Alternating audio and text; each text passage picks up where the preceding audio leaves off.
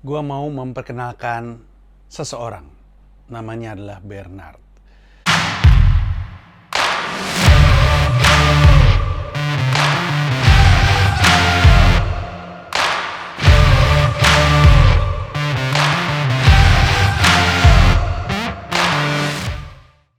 Bernard ini adalah seseorang yang bisa dikategorikan sebagai Wong Soyudan garis keras. Untuk yang nggak tahu apa itu Wong Soyudan itu adalah nama orang-orang yang merasa dirinya adalah penikmat karya gue garis keras. Seperti fanbase harus gue akuin. Tapi ini bukan gue sendiri yang bikin. Seperti yang lo tau kan, gue nggak pengen punya fans kan, pengennya punya friends aja gitu. Friends kan tidak terorganisir gitu. Friends itu tidak ada, kayak nggak ada paguyuban teman-teman Panji, ada ya teman Panji gitu. Nggak ada komunitas teman Panji atau nggak ada aliansi teman-teman Panji, nggak ada, namanya temen ya temen aja gitu.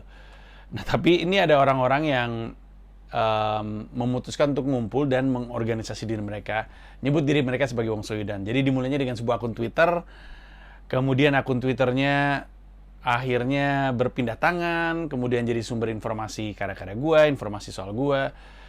Terus udah gitu orangnya nambah mulu. Sekarang jadi grup WhatsApp orang-orang ini.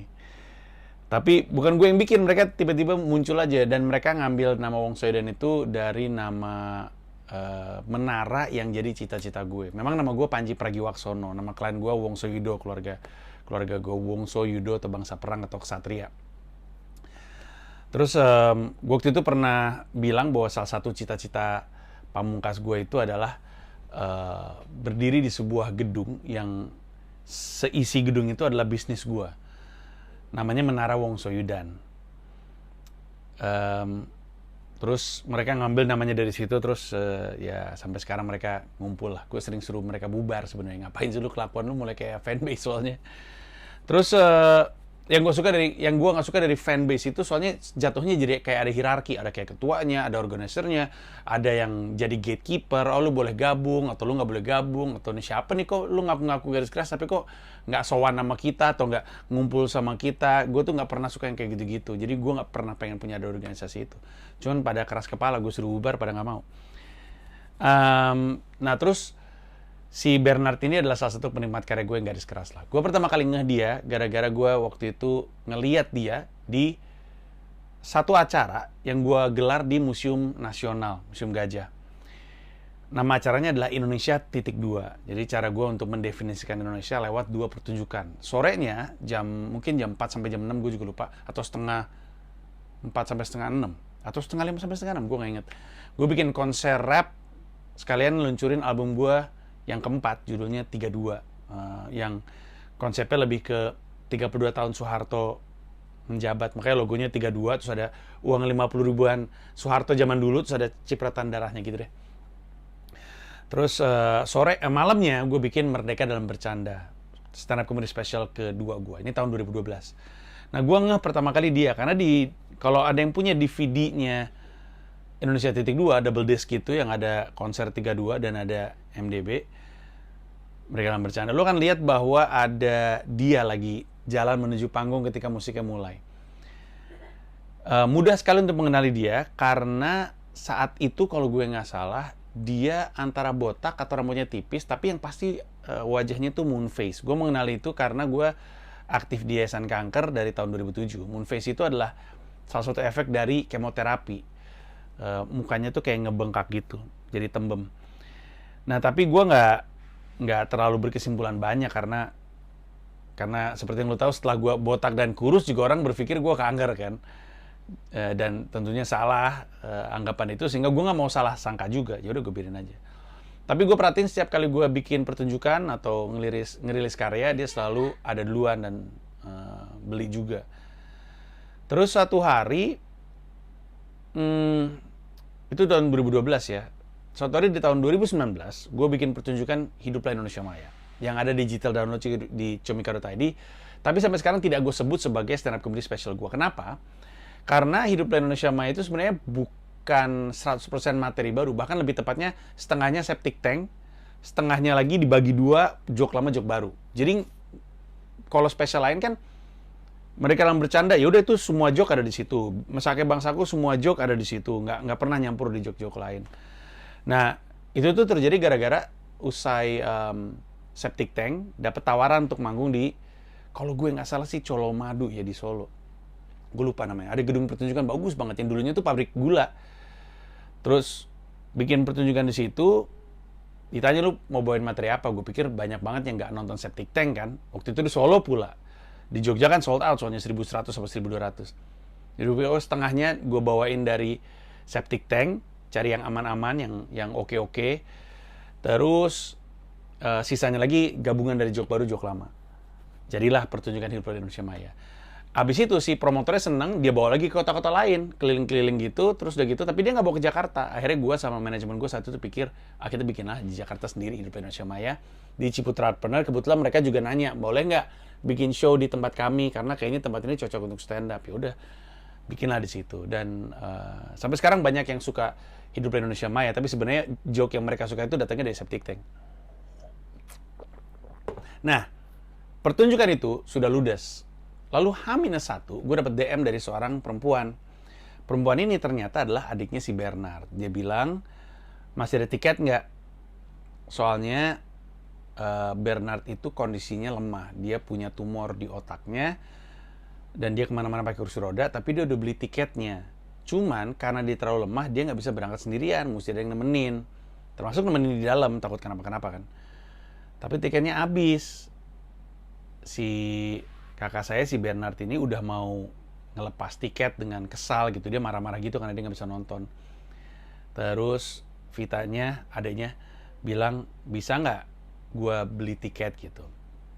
Karena gue kenal Bernard, jadi gue pengen bantu Bernard. Dan karena gue menilai niat adanya itu baik sekali, jadi adanya ngelihat kakaknya kesel, adanya mikir mungkin ada sesuatu yang gue bisa bantu. Karena Bernardnya nggak menghubungi gue, tolong dong cariin dia, udahlah gitu, udah kesel gitu mungkin. Terus gue ngelihat si adanya nih baik gitu, mau nolong kakaknya. Jadi gue coba untuk cek. Untungnya ada tiket undangan yang belum diserahkan kepada yang mau kami undang. Jadi kami belum tahu nih mau diploting kemana. Gue bilang gue minta 1 dong. Akhirnya gue serahkan untuk si adanya Bernard, si Vita. Dan gue bilang, udah bilang sama kakak lu buru-buru jangan dijual. Nih gue dapetin tiket jadi lu bisa nonton. Plus di Ciputra Artpreneur tuh ada akses untuk kursi roda, jadi bisa dimudahkan. Udah nih dia nonton. Dari atas panggung, gue sempat ngeliat Bernard. Kalau gue nggak salah dia dari arah panggung tuh sebelah kiri gue. Gue sempat ngeliat dia, udah nih ketawa-ketawa. Terus gue bilang, tolong si Vita sama Bernard dibawa ke Comika Lounge ya. Untuk yang biasa nonton acara-acaranya Comika Event, biasanya di luar teater itu ada namanya Comika Lounge. Sebuah lounge khusus untuk orang-orang yang terpilih lah. Kayak kalau dalam hal gue tuh misalkan 100 pembeli tiket pertama atau 200 pembeli tiket pertama itu bisa nongkrong sama gue usai acara di Comika Lounge. Yang setelah banyak virtualnya, jadi kadang-kadang suka nongkrongnya secara virtual gitu. Di virtual Comika Lounge. Tapi saat itu kan belum pandemi, jadi ada Comika Lounge, terus pada ngumpul di situ. Pokoknya di Comika Lounge itu pasti ada makanan, ada minuman. Dulu zamannya Pragiwaksono Stand Up Comedy Special disebutnya Wongso Yudan Lounge, tapi sekarang jadi Comika Lounge. Dimana komika-komika pada di situ nongkrong. Nah, gue ketemu sama Bernard di situ, sempat foto. Terus sempat bilang terima kasih sama Vitanya karena memperjuangkan. Itu sudah nih. Pas gue lupa nih persisnya, tapi kayaknya sih 2019 akhir, pas gue lagi liburan sama keluarga, atau 2020 awal gue lupa, pokoknya belum pandemi aja, dapat kabar bahwa Bernard kondisinya melemah dan masuk rumah sakit. Ya dikhawatirkan udah terminal, udah nggak ketolong. Ditanya gue bisa mampir ke rumah sakit atau enggak, gue bilang gue usahakan setelah gue pulang dari liburan untuk datang ke sana. Pulang dari liburan, gue lupa nih ya, gue bener-bener lupa nih. Saat itu udah pandemi atau belum waktu gue ke rumah sakit. Karena kan pandemi itu menyerang Indonesia tuh Februari akhir kalau gue nggak salah. Lalu disebut lockdown atau mulai PPKM, bukan PSBB itu kalau nggak salah Maret awal nggak sih, gue lupa. Sementara gue balik liburan kan Januari tengah. Gue lupa, tapi gue sempat ketemu. Tapi Bernardnya udah nggak responsif. sempat ketemu sama nyokapnya, sama bokapnya juga kalau nggak salah. Pokoknya sama keluarga dia ada banyak di situ. Sama temen-temennya. Terus gue nggak tahu gimana ceritanya, tapi gue denger ibunya dan Bernard tuh suka pempek. Gue bilang, tante saya kalau bikin pempek enak banget. Pulangnya gue orderin tuh pempek, gue kirim ke rumah sakit. Nah, pas pempeknya nyampe, gue dapet videonya Bernard bangun, tapi belum bisa ngomong, tapi matanya kebuka. Karena waktu gue nyamperin tuh nggak kebuka sama sekali, gue panggil Bernard gitu, tapi dia terlalu lemah. Terus seakan-akan mau bilang terima kasih dikirimin pempeknya. Lalu kalau gue nggak salah, sekitar bulan Mei 2020 gue dapat kabar Bernard meninggal dunia. Nah, sejak itu tuh gue suka kepikiran Bernard. Salah satu alasannya adalah bukan hanya karena gue sering ngeliat dia dari tahun 2012, jadi dia tahu gue zaman gue nge-rap sampai ke stand up dan seterusnya. Tapi karena gue ngurusin yayasan kanker, jadi setiap kali gue ngurusin yayasan kanker tuh keinget mulu sama Bernard, apalagi kalau ketemu pasien ya. Lama untuk gue tahu gimana caranya gue mengenang Bernard dan membuat banyak orang jadi kenal Bernard dan semangatnya Bernard. Akhirnya gue putuskan untuk mengabadikan nama Bernard dalam sebuah anugerah yang gue sebut Anugerah Bernard. Nah, Anugerah Bernard itu adalah sebuah penghargaan untuk penikmat karya gue. Dilakukan setiap 18 Juni setiap tahunnya. 18 Juni setiap tahun biasanya gue selalu bikin kuis, namanya kuis balas di 18 spesial. Kenapa spesial? Karena selama sepanjang tahun, setiap tanggal 18 gue bagi-bagi hadiah. 12 bulan dalam satu tahun, setiap tanggal 18-nya gue selalu bagi-bagi hadiah. Kadang digital download gue, kadang merchandise gue, kadang kaos, bisa banyak hal. Tapi setiap tanggal 18 Juni, hadiahnya paling spesial. Diberikan untuk yang paling meyakinkan gue bahwa emang ini penikmat karya gue. Karena kalau di tanggal 18 lain tuh biasanya kayak tunjukin foto ketika lu ketemu sama gue. Nanti yang paling menarik cerita kenapa foto itu bisa kejadian, gue kasih digital download, ternyata ini sebabnya gitu misalnya. Atau kapan lagi ada foto gue sama Radit, terus gue bilang bikin caption foto ini yang paling lucu, gue kasih buku gue, atau gue kasih merch gue, atau apapun lah gitu. Tapi setiap tanggal 18 Juni, kuisnya makin susah. Karena yang bisa ikutan dan bisa membuktikan atau menjawab kuis tersebut, biasanya emang bener-bener yang gue bisa nilai, oh ini udah ngikutin karya gue dari lama, atau karya gue tuh berdampak banget sama dirinya. Makanya tanggal 18 Juni setiap tahunnya, sejak 2013 gue bikin ini, itu selalu hadiahnya paling gede. Gue pernah ngasih hadiah liburan ke Singapura untuk 2 orang, liburan ke Lombok untuk 2 orang, liburan ke Bali untuk 2 orang, pernah ke Maldives untuk 2 orang, pernah liburan ke Tokyo, pernah iPhone terbaru. Borneo Verando adalah salah satu pemenang kuis gue. Pemenang kuis gue, dia pernah dapat iPhone kalau nggak salah. Dan iPhone yang dia menangkan dipakai untuk ngerjain 0044 Weekly Vlog episode perdana ketika dia wawancara gue di hotel monolog gue. Coba lu cek. Nah, karena gue ingin mengenang Bernard dan membuat semua orang tahu tentang Bernard dan terinspirasi akan semangatnya, gue jadikan Anugerah Bernard sebagai nama pengganti balas 18 spesial. Kenapa semangatnya? Coba lu cek posting terakhir dari Bernard. Bernard itu akun Instagramnya adalah @bernarduspunk kalau nggak salah. Bernarduspunk kalau gue nggak salah ya. Gue nggak bisa cek karena handphonenya lagi dipakai. Tapi di Instagram gue, #Anugerah Bernard, nanti lu akan temuin posting gue cerita soal Bernard dan ada akun Instagramnya. Cek posting terakhir, dia bikin semacam surat perpisahan. Dia posting itu Mei 2020, tapi kalau lu lihat, dia udah nulis itu di notes handphonenya dari tahun 2016 kalau nggak salah. Kalau nggak salah, tahun 2016 atau tahun 2000 berapa ya? Apa 2018. Tapi yang ingin gue coba sampaikan adalah bahwa kematian udah ada di benak dia dari tahun tersebut. Misalnya dia udah nulis itu dari tahun 2016 ya. 17, 18, 19, 20. 4 tahun di kepalanya dia. Dia tahu dia udah menjelang ajal. Dia nulis Dia nulis, ketika lu baca ini, gue udah meninggal dunia nih.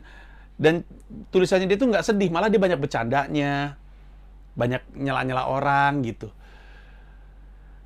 Terus, tapi gue nggak pernah mendapatkan kesan kalau Bernard tuh sedih setiap kali gue ketemu gitu.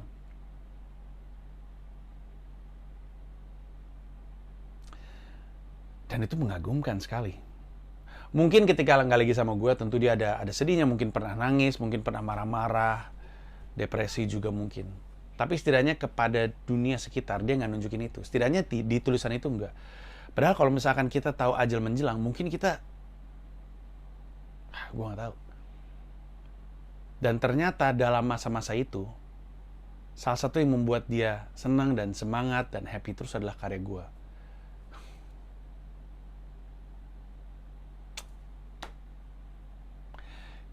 Gue dapat cerita ini bukan cuma dari Bernardnya, tapi dari adiknya Vita, dari teman-temannya. Mereka nge-DM gue cerita bagaimana karya gue tuh dekat sekali dengan dia.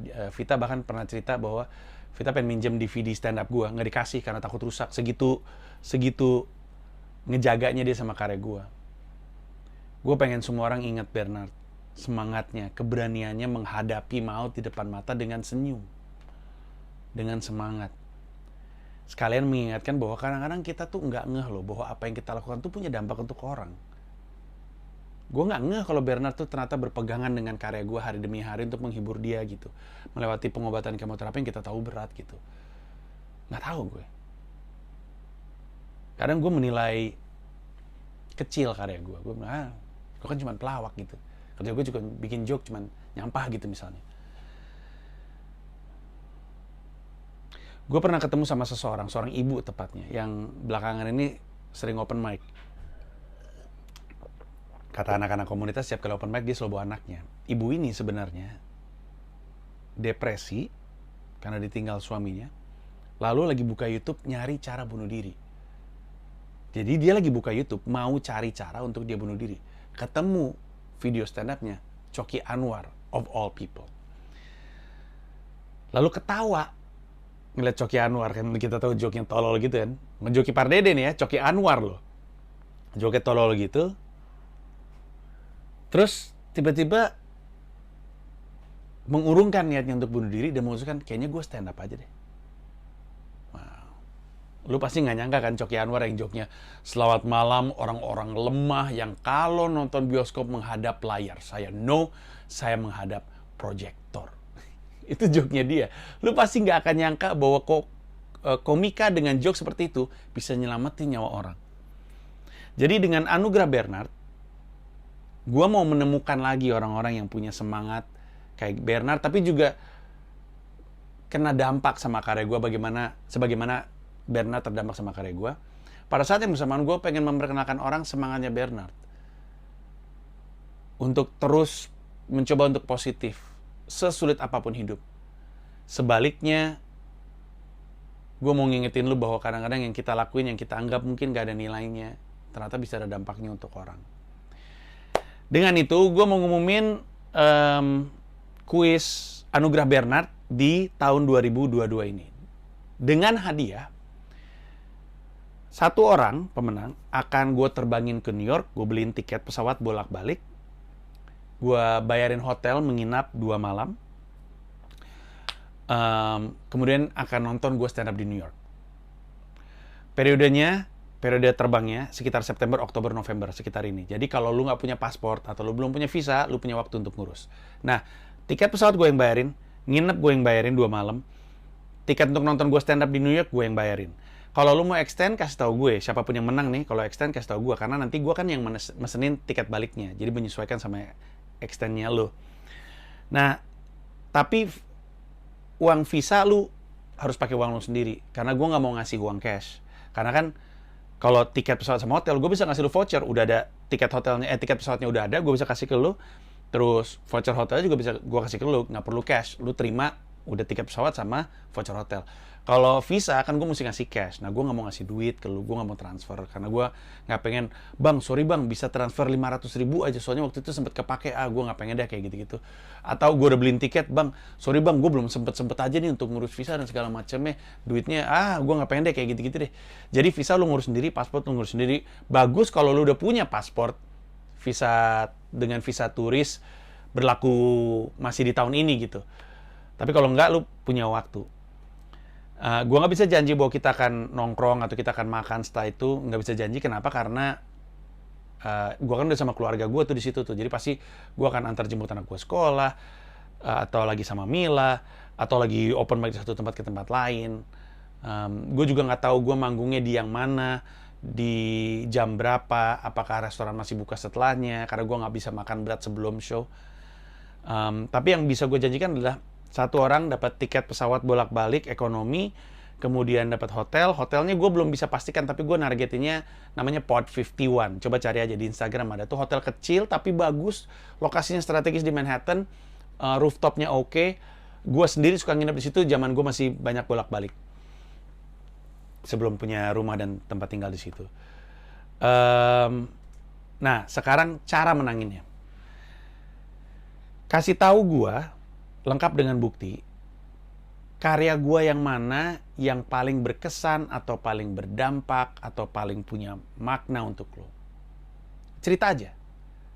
Entah itu buku, entah itu stand up, entah itu album rap, entah itu apapun lah karya gue.